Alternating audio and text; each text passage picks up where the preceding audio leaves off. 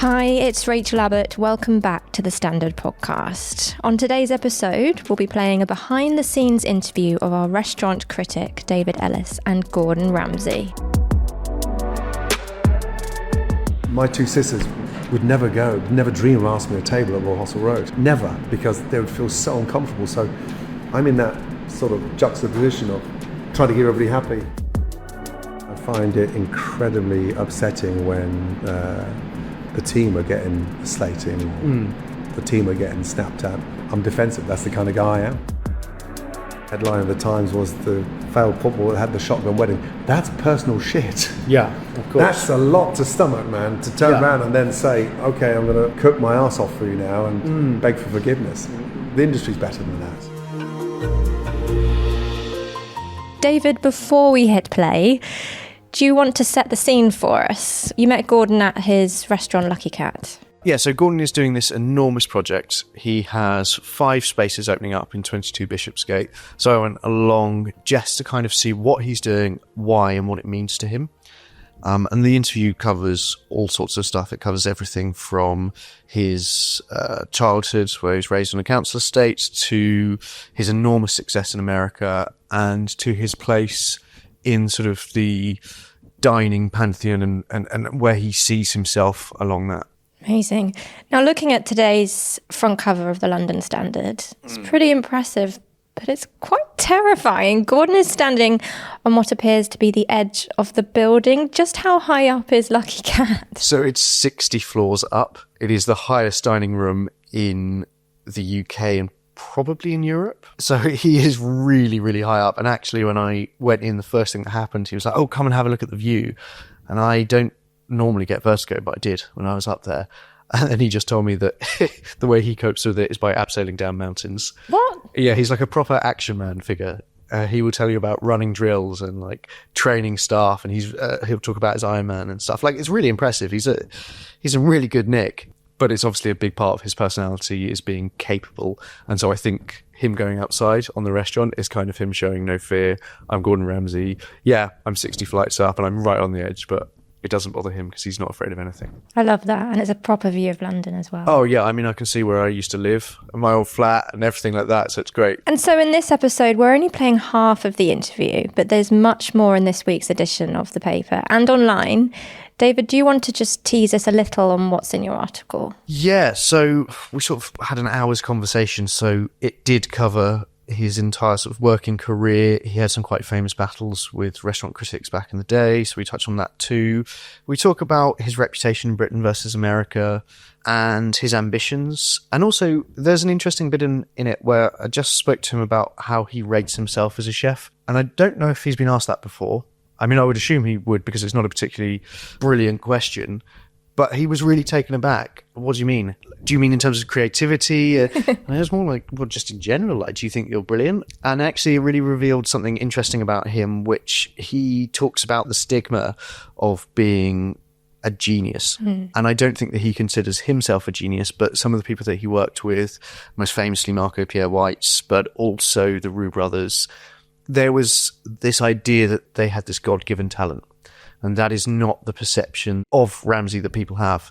And he talks about how he's actually just really worked and grafted to get where he is. And that's where his brilliance comes from. It's not that he was just born with it. And that's really interesting because you can compare Marco and Gordon for that reason. Because Marco is, he just naturally the most magnificent chef in the world. And then just gave it all up. Whereas Gordon worked and worked and worked, honed, sort of did his 10,000 hours 10,000 times. But when you compare where the two of them are now, in terms of success, in terms of impact on what people eat day to day, I suppose that sort of speaks for itself. Cool. Well, shall we get into the interview? Yeah, so one thing that's really interesting about interviewing Ramsay is that he stage manages everything. And whenever I asked him a really difficult question, food would just materialise. So much so that I thought it was like a distraction technique. So I've just asked him about prices and about if he thinks he's great or not and all of that stuff. And suddenly these canapes arrive. Amazing. And actually Gordon uses it as a way to basically misdirect the question. So he's actually telling me about his mum and his family and the levels of restaurants that he offers. So it's interesting, but I was definitely aware that maybe he was trying to lead me up the garden path here. So we've got a warm cheese gougere here. It's built with Comté cheese and Iberico ham, finished with a sherry gel, so sort of influences of the Basque Country. Over here we have a sablé. It's a Parmesan sablé on French onion cream and beetle caviar to finish. Thank you so much. Do you think in some ways this offers a corrective to those who see you for your more fast casual joints or for the television work and the books and things like that? Is that meant to just sort of... Just because 25 years is a long time. But 99% of the population, sadly, my mother's friends would never be able to afford to eat lunch at Royal Rose, David. Her work colleagues on the NHS at Musgrove General Hospital in Taunton could afford to go and eat a burger at Bread Street Kitchen. So there's different levels of food, different levels of customers in terms of finance. So my two sisters would never dream of asking me a table at Royal Hospital Road. Never, because they would feel so uncomfortable. So I'm in that sort of juxtaposition of trying to keep everybody happy, and those all-day brasseries or the fast casuals of this world. I see the kids and the family that treat pizza in Battersea, and it's bottomless. And it's been one of the best welcomed street pizzas in London because there's no one and done. You can sit there for 3 hours and have 15 slices, or you can pop in with your girlfriend and spend 50 quid, a bottle of wine and a couple of slices of pizza. And sorry, you mentioned that about being welcomed in London. Do you see or acknowledge that your reputation is different in America to Britain? So it's a very direct question. I appreciate it. I was talking to someone who was talking, and they say, you can't walk down the street in America without Gordon Ramsay getting stopped. Obviously, you're still incredibly famous here, but you have had a difficult relationship with some of the food media, for example, over the years. Do you see that there's a difference there, and is something like this, again, an answer to that, or is it just doing something that you love? Yeah, it's a really good question. First of all, you wake up in the morning, you're not going to please everybody. No. So stop searching for that endless, ridiculous's. The UK is tiny in comparison to the US. But it's what made you, right? It's what gave you wings and gave you that elevated. Going back to the fallout with the critics, it's in defence of the team. And so when I find it incredibly upsetting when the team are getting slating, or the team are getting snapped at, I'm defensive. That's the kind of guy I am. And back in those days, maybe it wasn't the smartest thing to do, kick out A.A. Gill. Back in 1998, but when John Claude asked him, "Can I take your jacket?" and he got snarled at, "Why haven't you got one of your own?" And then the headline of the Times was the failed football that had the shotgun wedding. That's personal shit. Of course. That's a lot to stomach, man. To turn around and then say, "Okay, I'm going to cook my ass off for you now and beg for forgiveness." The industry's better than that. And also way better, way better. So. I was boisterous back then. I was on a mission. But I never really studied the difference between the UK and the US. Does it feel different when you're there? I try to keep it so low key, honestly. I try. Last night I wrapped up the photo shoot, left here about 8:15. I've got an Ironman coming up in 3 months' time in Luxembourg. I went for a swim at the club. And Oscar was doing a tennis lesson, and there was a lot of nannies, and there was a lot of Filipino nannies, and they were desperate for a picture, and I'd forgotten that we were in the Philippines 2 weeks ago, and they knew that, and so all of a sudden you think, God, this is of course we do a picture, of course, let's go, and you just think, wow, I just want to go for a little swim, cap on, glasses on, and disappear. And so, of course. I never walk around thinking that you've got a reputation that can't be touched or damaged, and I still keep incredibly grounded with those moments. Let's go to a quick break. If you'd like to get in touch with us, drop us a line at podcasts@standard.co.uk.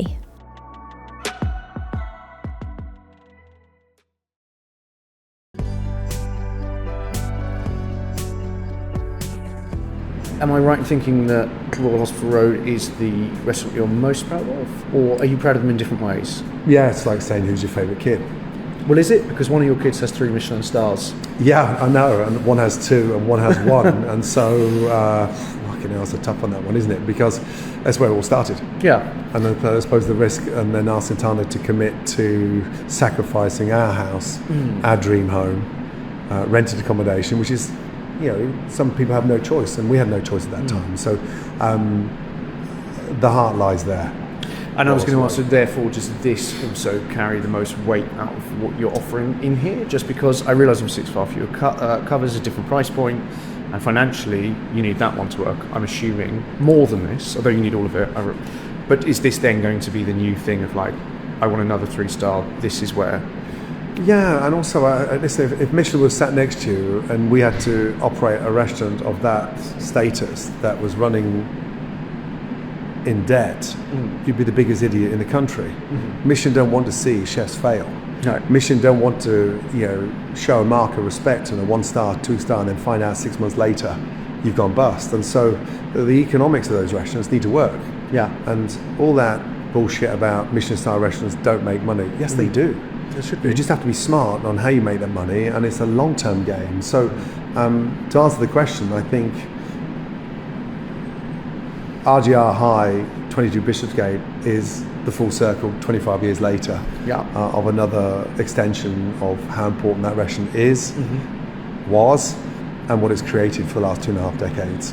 And how's it been working with Jamie here at this? Because obviously he's famously got his own ideas about stuff, but obviously because of that reputation that we were speaking about in that full circle, emotionally it must carry a different weight to a normal consultancy with a chef. Yeah. I'd assume. Yeah, that's a good question. I mean, he was on top of the list when we put the search out there. How did you find him?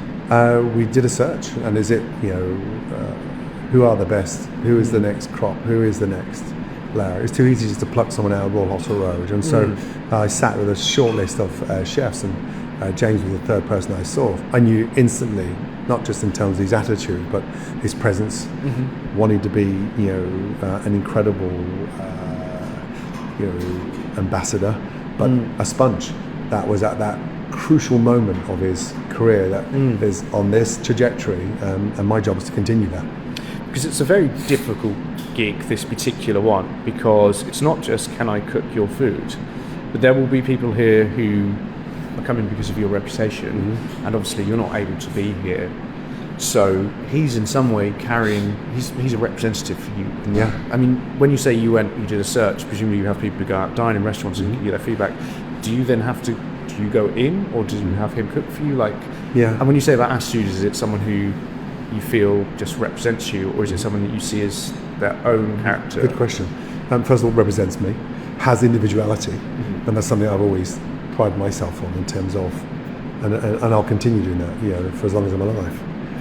You get selfish to garner the knowledge, then when you've got the knowledge and the platform, you have to become the most unselfish to offload that, and he's one of those candidates that I'm committed to. And so it's the growth, I think, that we want to go on this journey together. The exposure, front and centre, undeniably he'll be doing that. But I want to hear his ambition as well. I want to hear where does he see himself in 5 years' time. What does he want from this? And how involved do you have to be? I mean, is this like a daily sit down, or is this a check-in once a week, or is it less than that? Yeah, it's a good question. So definitely daily to day basis, especially in the beginning steps. And so those baby steps in the right direction until you solidify it. We're going to run a carte blanche, so we'll be cooking according to what's available. Yeah. So that's the most adventurous part, because it's not dead set in a way that nothing changes.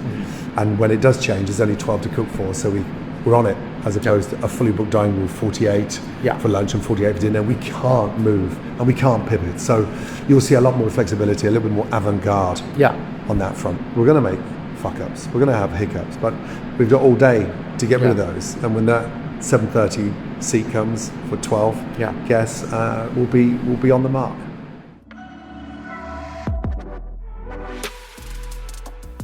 And that's The Standard. To read the full interview, pick up this week's edition of the London Standard or head to our website, standard.co.uk. This podcast returns tomorrow. We'll see you then.